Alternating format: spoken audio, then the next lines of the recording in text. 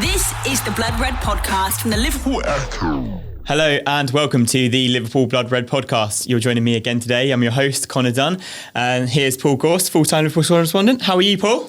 Very well, Connor. Yes, it's getting a bit late in the day, isn't it? But we'll crack on like the uber professionals we are, and we'll get out of here handy, hopefully. Absolutely, just to bring the people the content they want. Yes. I'm also joined by Anfield stalwart Dan Kay. Dan, how are you? Very well, thank you, Connor. Looking forward to another big weekend for the Reds, all being well. Absolutely, and I'm also joined by she of national broadcaster fame, Caoimhe O'Neill. How are you? Yeah, very good. Do you know what? I've just had the nicest banana I think I've ever had in my life, and I feel like I needed to share that with someone. So why not our lovely listeners?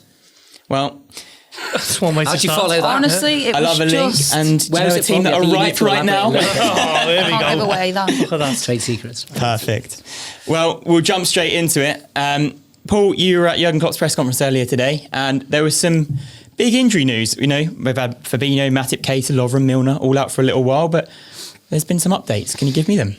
Yeah, so Fabinho was back in training earlier this week, along with Joel Matip, who I think was back in training the previous week, but looks like both are going to be in contention for Sunday. So that's two more injury boosts for Jurgen Klopp. That seems to be coming at a good time when he's getting the numbers back, and a bit of strength and depth finally after that period over Christmas when the numbers were a bit stretched. So I don't think either will start, but it's good to have them back. Matip hasn't played for coming up to 3 months now, which is a long time when you think it hasn't really been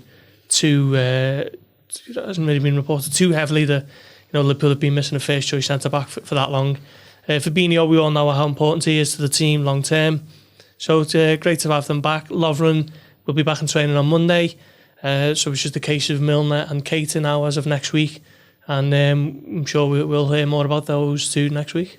Yeah, absolutely. You know, Caoimhe, Klopp said that Fabinho and Matip are probably going to be in this squad to face Man United. What sort of impact do you think that's going to have for Liverpool? What sort of impact do you think it's going to have on the players and the squad and just the overall mood in there?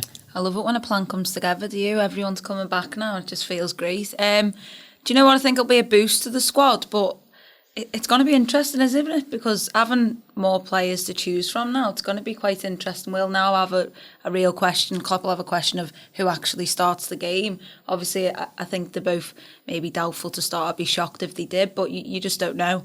I think it's amazing to have Fabinho back in particular, because you think, if not United, game after that, he'd be in, week out, won't he?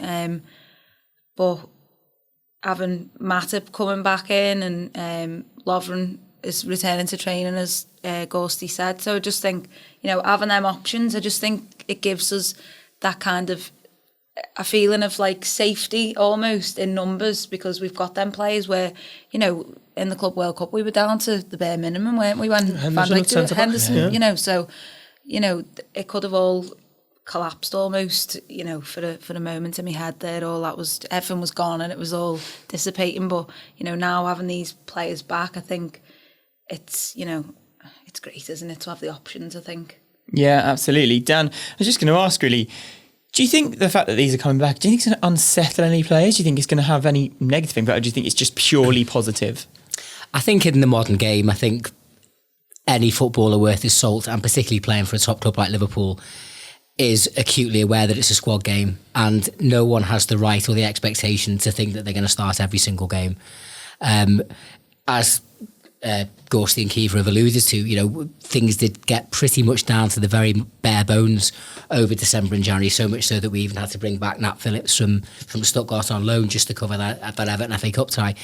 The reality is Liverpool, this is now the second weekend in the row that Liverpool go into a game having had the luxury of a full week's training, which obviously is a rarity, but that will become a rarity again once we get into February when the Champions League kicks off again. Next week, got Wolves on Thursday, Shrewsbury on Sunday, so exactly. It's all over again, isn't it? Yeah, and obviously particularly if we continue our FA Cup run, which I personally hope we do. So, and the sad reality is, it's a long, hard football season, virtually half a season still to play. There will, sadly, inevitably be more injuries. So, no, I think it can only be looked at in an entirely positive light to have these players and and personalities and characters coming back into training, because the one thing that strikes you about this Liverpool squad is that they're a real unit who are very much together. They all sing from the same hymn sheets. They all they seem almost like without wanting to be too cliches about it, they do seem like a big family.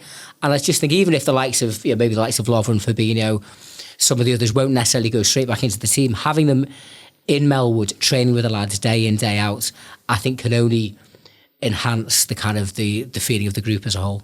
Yeah, absolutely. I think we probably already know the answer to this, just as of all three of you answered already, but Matip probably not coming straight back into the side. Gomes has done a sterling job in centre-back, and that's not really a position you change. I think Fabinho could be a possible, but I'll go along the line just a quick for our answer. Does Fabinho come straight back in, yes or no? Gorsty?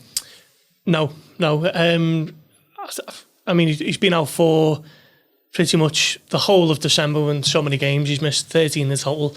So I'd be mindful of throwing him straight back in. Maybe if Liverpool are looking like they're going to get the points, 20 minutes from time, bring him back into the fold and get him up and running again. But I'd be wary of starting him on Sunday. Do you agree with that, Dan? I would, yeah. I wouldn't throw him straight back. I mean, we're in this lovely position now where, Jordan, it's a tremendous plaudit really to Jordan Henderson that when Fabinho, kind of established himself as the defensive midfield fulcrum last season, he really kind of kicked on, and Henderson almost had this like Indian summer playing further forward.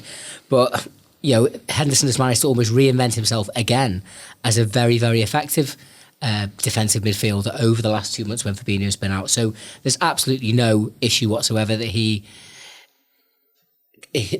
more than capable of handling that role against United on Sunday, possibly against Wolves in midweek. I think I would imagine that Klopp will be very much looking at the away leg against Atletico Madrid, which is in probably 3 or 4 weeks' time, and wanting Fabinho to be match fit, match ready, have a couple of games under his belt by then. So no, I wouldn't throw him out on Sunday. And same for you as well? Definitely not rushing back in. I mean, Klopp took his time initially putting him into the team, didn't he? Took him a while to, I think it was October when he made his first full start last year. So I think it'd be too risky. He's a player who's going to play pretty much every game from now until the end of the season. So why risk it when we've got players like Henderson who've done a sterling job? Yeah, absolutely. Could not agree more. Gorsty, Klopp also spoke, Man United, Liverpool tactics, defence via attack, dominating the ball. What sort of game are you expecting, and what are you expecting from United on Sunday? Well, Marcus Rashford doesn't look like he's going to be involved, and that's a massive blow for United because seen them against Manchester City last month, and they executed that counter-attack game plan to perfection, really. Completely flabbergasted City with it, and they just looked so threatening every time they piled forward with numbers and speed and quality. So not having him in the team, obviously, they've got players who probably similar style in terms of pace, but he's their talisman, no doubt. He's having a fantastic season. It's probably the only good thing about United's season so far. So to not have him is a massive blow for Solskjaer. Obviously, good news for Liverpool, but I still think Solskjaer will still try and get men behind the ball and break on the counter-attack with the likes of Lingard and Martial and maybe even Mason Greenwood, who is having an excellent season as a young lad in the team as well. But Liverpool will look to dominate, get on the ball, have the lion's share of possession again like they did against Tottenham. Might even be a similar type of game with Tottenham, with United content to just let Liverpool have the ball in their own half and try and break in numbers at speed. So I'm expecting Liverpool to see most of the ball, and it's whether they can break down United's rear guard. Harry Maguire's the new captain now, isn't he? So he might step into that role with a little bit more of a little bit of more responsibility than he has. So it'll be interesting to see if Liverpool can unpick the lock, but I think they will. I don't think Liverpool won't win this one. Yeah, so we're just sticking with Marcus Rashford there a moment, Dan. So Solskjaer said in his press conference today that he doesn't expect him to be fit, although there's 48 hours between now and when the game takes place. He'll be a huge miss for Man United. He's only Salah has scored more winning goals for a club this year than Rashford has. But do you think it's a little bit of mind games? Rashford got injured against Wolves, and after the game he said, he can play through the pain barrier, he's quite a quick healer. Well, just little bits and bobs I've seen online on social media either side of the press conference this afternoon. There's been a few lines coming out that supposedly he wants to have an injection, he's dead keen to play. As Gorsty said, he is absolutely their figurehead, their talisman. I'm a huge fan of him. I think he's an outstanding young player who's got a massive future ahead of him, and he's shown a real appetite. He's shown a real appetite for fixtures against Liverpool. He's got quite a good record against us, bearing in mind he's only been around 2 or 3 years. So I'm old enough to remember a game against United years ago when they were going for the league, and in the build up to it was all Brian Robson and Paul Ince. There's no way they'll be playing. I remember us all saying in the build up you watched, they'll be there on the pitch at 5-3, and lo and behold. I mean, the fantastic position that Liverpool are in now is that he plays, he doesn't play. I'm still looking forward to seeing Liverpool take on Manchester United in what is still, no matter what some people might say, as globally resonant a fixture there is anywhere. Liverpool, Manchester United will always matter, no matter how both teams are doing. And I wouldn't be in the least bit surprised if Rashford does play. To be honest, part of me kind of hopes he does, because you don't want any back answers afterwards, do you? If and when we do beat them, you want to be able to say, well, we beat a stronger team as they've got. And I'm pretty confident that's what Liverpool will do on Sunday. Yeah, fair enough. Caoimhe, I know obviously maybe Rashford will, maybe Rashford won't play. A player who's been a little bit of a thorn in Liverpool's side in recent times is Juan Mata. He's had a bit of a resurgence recently. He scored against Norwich. He played against Wolves pretty well. He's been pretty decent. He's looking like he might start. What are you thinking there? It is a bit of a worry, isn't it? Obviously, with Mata, was it that brace he scored against us? That scissor kick. It was just unbelievable. Game Gerrard got sent off. He's gone back. So he's got that in his locker, hasn't he? And player. I saw his goal against was at Wolves. Just brilliant. He's getting on himself now, surely. He's 31, I think. 31, But it's not getting on, no? I mean, in terms of football, Young whippersnapper. come on. But yeah, he showed a great bit of pace to, get on the end of that ball and, scored the winning goal for them in the FA Cup. So, it is a bit of a worry, but I don't think can Liverpool really worry, like Dan sort of alluded to there. Can't really worry. This United team are just, Liverpool, they're just dwarfed in terms of like how big Liverpool's players are now. They've got 7 Ballon d'Or nominees. This used to be United sort of, teams. You think of, their teams in the past used to have just world-class player from full-back to centre-half to midfielder to up-front goalkeeper. Liverpool are that team now. So, I've been, I think, less worried about this Man United game than any time we play United since I can remember. I just feel very confident, which is probably a 1-0 win to United coming then, isn't it? But no, hopefully not. I think, Liverpool are brilliant, and I'm expecting the same fireworks which Shaqiri brought to Anfield last season. Something, maybe they go ahead, but Liverpool come back, hopefully. Yeah, fair enough. I'm going to come on to what we want from Liverpool in a moment, but before we move on, I think we've got to probably mention about, Klopp's, again, another impassioned plea to protect players. The African Cup of Nations decided for the 2021 season that they're going to move the tournament for January, February, and it means the likes of Keita, Salah, Mane could miss 6-7 games over that period, in what is a really crucial period in any football calendar. Paul, Klopp spoke for a long time about this, didn't he? How was it kind of in the room, and what was it like? Well, it was James Pearce's question, something along the lines of... Formerly of this parish. Yeah, of course. How do you feel about the potential of Mane, Salah and Keita being away for 6 weeks in the middle of January next season? Obviously, Klopp wasn't not too happy about the prospect of that, but I think he can accept that these lads are so passionate about playing for their country. That is, what they've always wanted to do, and he'll send them off with the, all the wishes in the world, but... He was making a wider point again about the schedule, and in our separate bit that the newspaper journalists get with Klopp, we get like 5 or 10 minutes with him, and someone just kind of asked him to clarify something, and it was another impassioned rant along the similar theme. It's something he feels very strongly about, and to be fair, you can't really argue against the point that he makes, because he's not moaning for himself, he's not moaning for Liverpool. This is a wider point about the welfare of the players who play 38 Premier League games, FA Cup, Carabao Cup, European Championships, World Cups, African Cup of Nations, Copa America. It's basically a 12-month football calendar, which just doesn't help. We all love football, we love watching it, but when players are getting put through the paces so vigorously and it's just never ending, it's going to dilute the quality, quite a lot. And he never shies away from making the point, and I think most people would agree with him. He says quite a lot that these football authorities, be it the Premier League, the FA, UEFA, FIFA, they all need to get around a table and hammer this out and try and come to an agreeable schedule for the European leagues, the World Game, because if not, you're going to end up... I mean, you made the point about Harry Kane specifically getting injured for Tottenham across that Christmas period, and it now looks like he's going to miss possibly the rest of the season, European Championships with England. and that's going to be a massive shame to have a striker of his quality absent from that tournament. So, look, it's not the first time he's made the point. He won't be the only manager to make a similar point, but will it fall on deaf ears? Quite possibly, which is a shame. Yeah, I was going to ask you exactly that, to be honest. And Klopp also mentioned in that speech, he said, this is absolutely pointless, me saying that, nobody ever listens and nothing's ever done. Do you think it is pointless, a manager of that stature and that standard saying it? No, I think he's right to keep saying it. I think other managers need to start speaking out more. I think the likes of the PFA have to come out. One of Klopp's main thrust of his argument is, this is, someone needs to think of the players. They're almost being treated like horses. Just whip them and just push them out there again and again and again. Another point that crossed my mind as well, in terms of spectators, not just paying spectators, but TV spectators. We all love watching football, of course we do, and we want as much of it as possible. But the reality is now, it's a global game. So if we're not watching a match from England, we can watch a match from Spain or Argentina or Africa or wherever.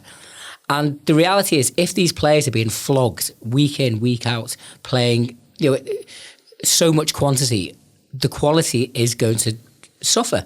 And arguably, there are times when it is.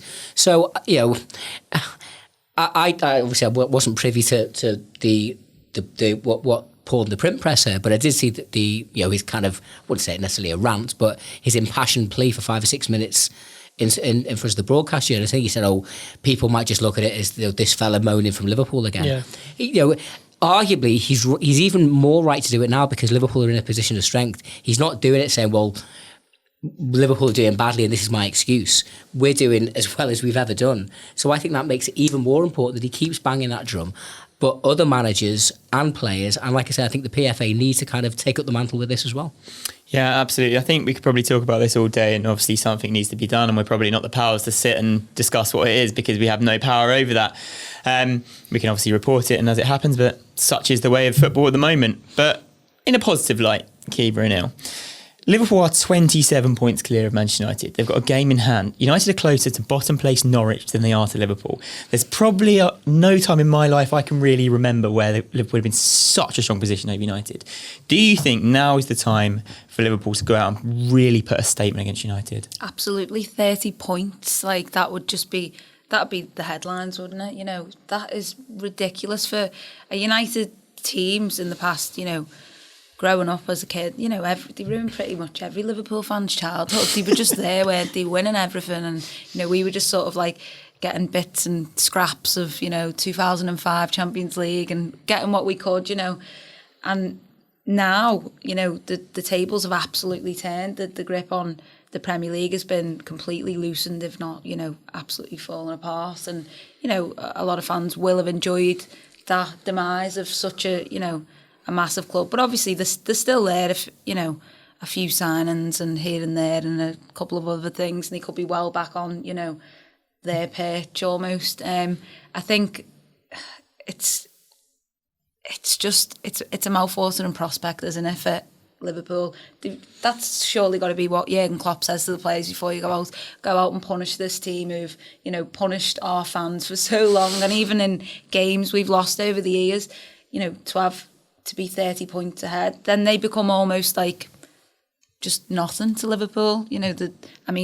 No one's close to Liverpool now anyway, but it's just like they become totally out of the question, and that'll, I think, really hurt them. And Liverpool have got to go and put that final sort of nail in the coffin, and especially with United having been the only points Liverpool have dropped this season, I think they've still got that in the locker. They've got that ability to.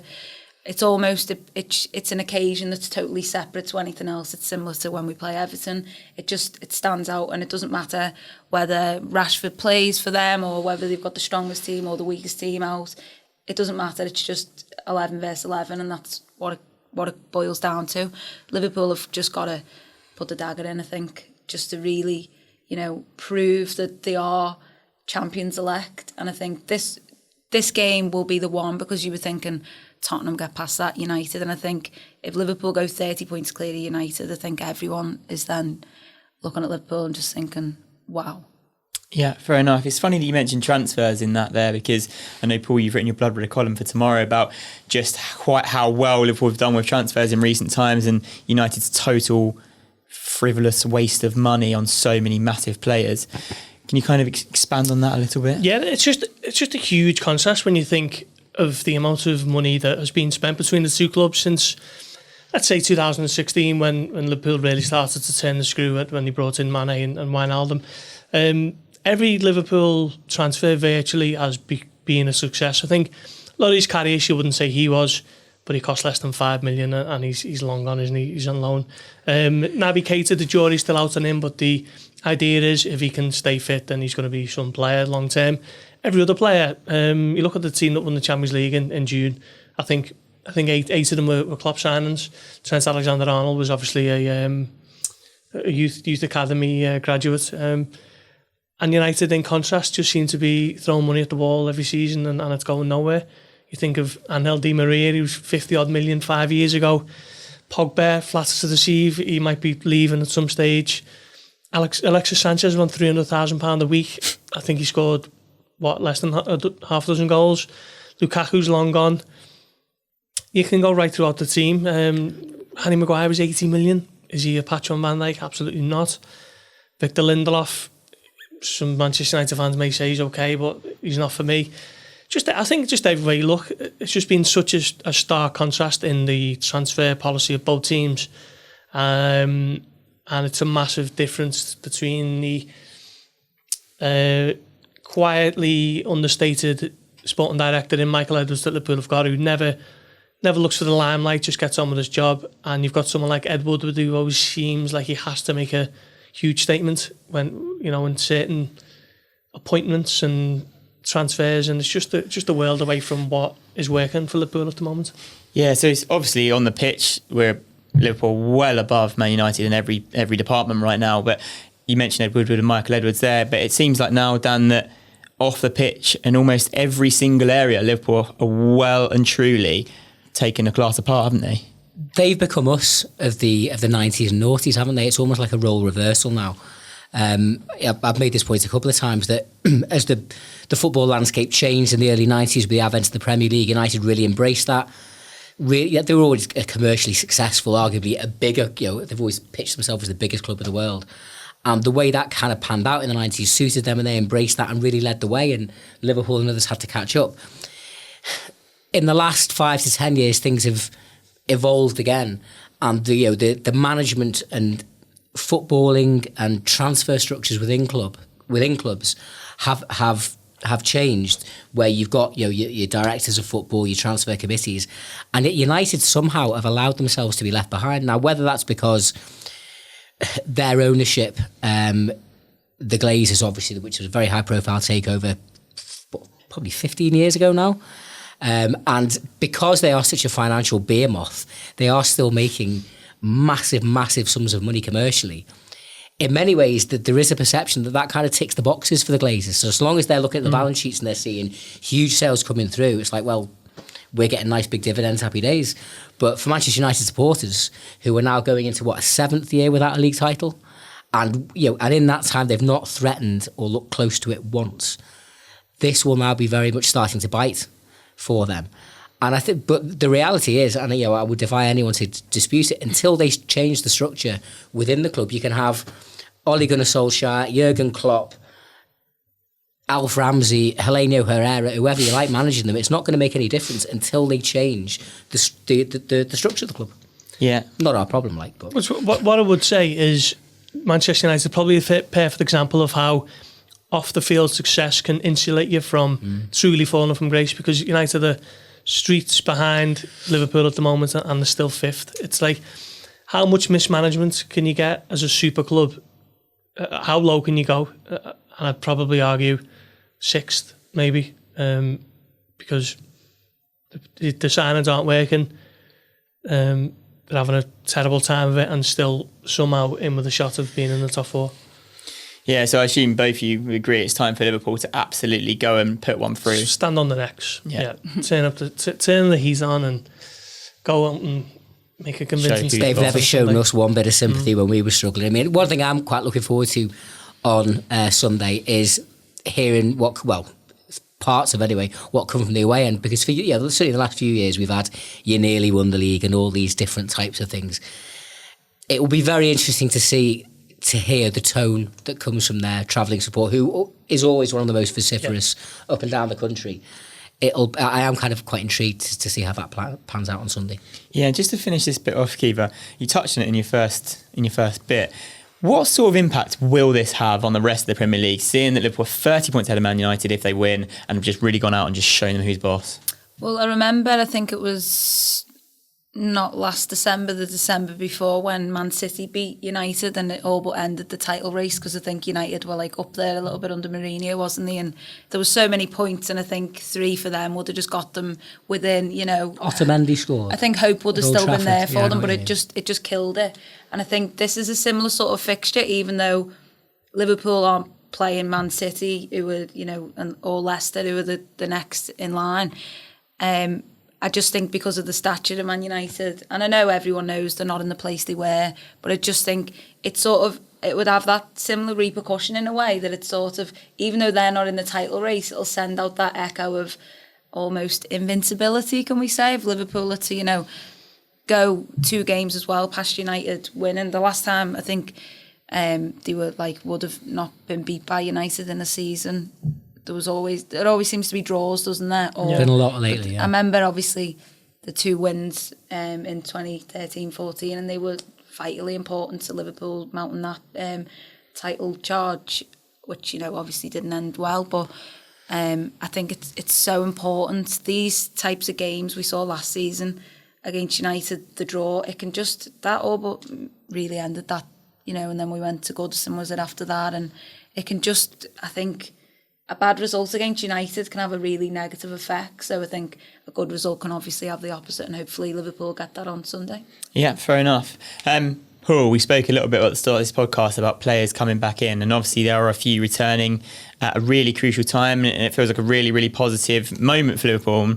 We'll come on to pick our teams for United in a minute, but there's an interesting kind of question that I want to ask, because the bench for Man United on Sunday could be a full senior bench, but actually there might be someone missing. So you could have Adrian, you could have Matip, you could have Lallana, you could have Fabinho, you could have Oxlade-Chamberlain, you could have Minamino, you could have Origi, but then of course that leaves out Shaqiri. There's 8 players, I think, vying for a spot at least on this bench, but somebody's nose is going to get put out of joint here. 8 into 7 doesn't go, does it? Who's the one who's going to be wearing the club suit and with the rest of them in the training gear? I'm not sure, really. Obviously, Adrian's going to be in there, isn't he?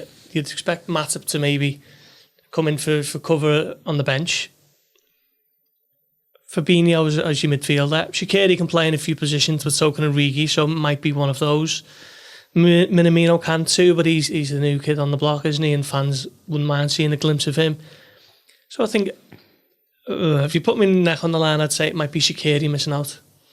See, that's tricky, Dan. Firstly, would you agree with Shaqiri, given the previous against Man United and the fact he will be chomping at the bit to go again? Yeah, well, horses for courses. I mean, he scored 2 tremendous goals last season in a game that was should be remembered as poor as United were and as good as Liverpool were. It was 1-1 with 20 minutes to go, yeah. And there were 2, both deflected maybe slightly, but 2 hugely important goals.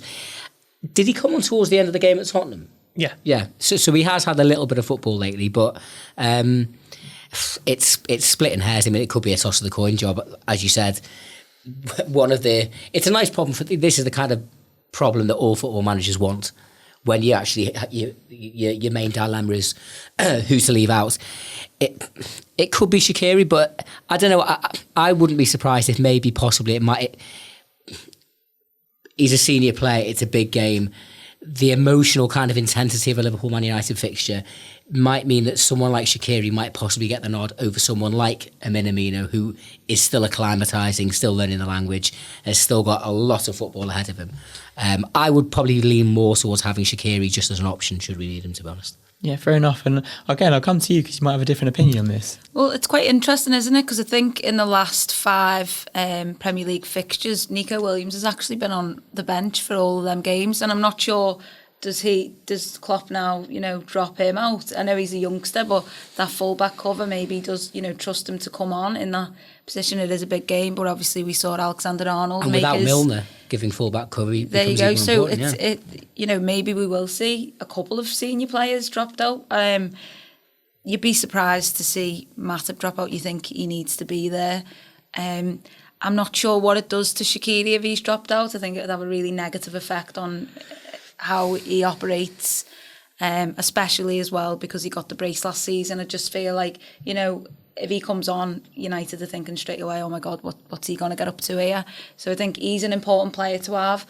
It's such a difficult, it's so difficult now for Klopp, but it's, you know, it's a better position to be in than a few weeks ago, isn't it? You know, having to put youngsters on the bench rather than senior players. But, you know, I think you might well see someone like Nico Williams there for that full-back cover.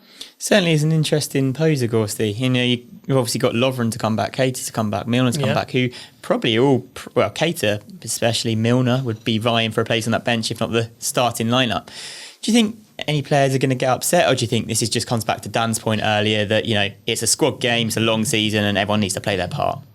Yeah, I don't think there'll be too many rumblings in terms of... I think the whole squad are focused on what they can achieve, and they know that if they keep their heads, then they can become champions for the first time in 30 years. But I think long term it might present an issue, and you might see one or two grumblings in the summer with players who are not happy with playing as much as they'd like. James Milner's just signed a new contract, so you can't imagine that he'd be one of them, but someone like Shaqiri maybe, is he happy with the amount of game time that he's getting, or lack of game time at the moment?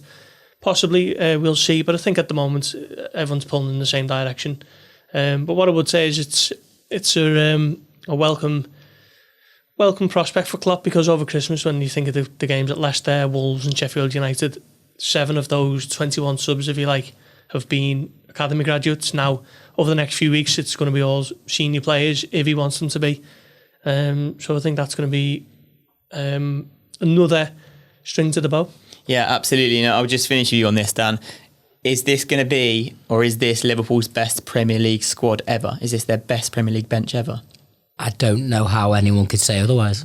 I think you look at the quality, the depth, the experience, the hunger, the desire, the versatility.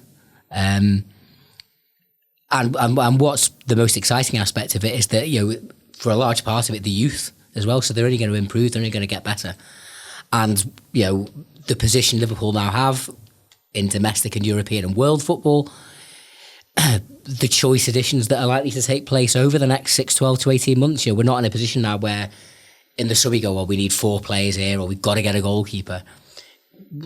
Klopp and Edwards and Gordon can look and, you know, fine-tune areas of the squad that they may feel might need improving. But, you know, it's quite hard to improve on near perfection, which 20 wins out of 21 is as pretty damn close to it as you're going to get. It's just unbelievable timing, really, isn't it? It feels like everybody's coming back exactly the right time, heading into play United, going to, you know, extend or consolidate the lead at the top of the table. It's all just coming together. I think this is actually probably, you know, if all them senior players do feature on the bench this weekend, or the likely, as Paul said, in the weeks to come, this is probably our best bench since Real Madrid away. But obviously we didn't have the team on the pitch, did we? Don't mention that to Ian Doyle. Never shut up about that. Because obviously we had Sterling, Gerrard, Coutinho, the likes of them. That was probably our best bench ever, you know. But we didn't have the players on the pitch, but now we have. So, you know, I think it's great. And as you say, Liverpool need to consolidate this and just keep doing it. Obviously, it's one game at a time, and, you know, every player will play the part, I think. Yeah. Now, absolutely. The running almost begins, because the further forward you get, the last, you know, it gets 7 points. Yeah.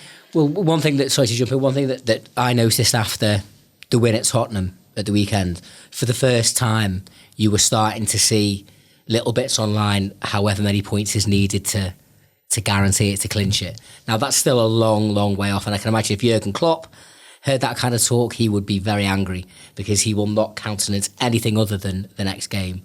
But the reality is, Liverpool are only, 12 wins away. Yeah. But you can't get the 12th or the 11th or the 10th win without the first one.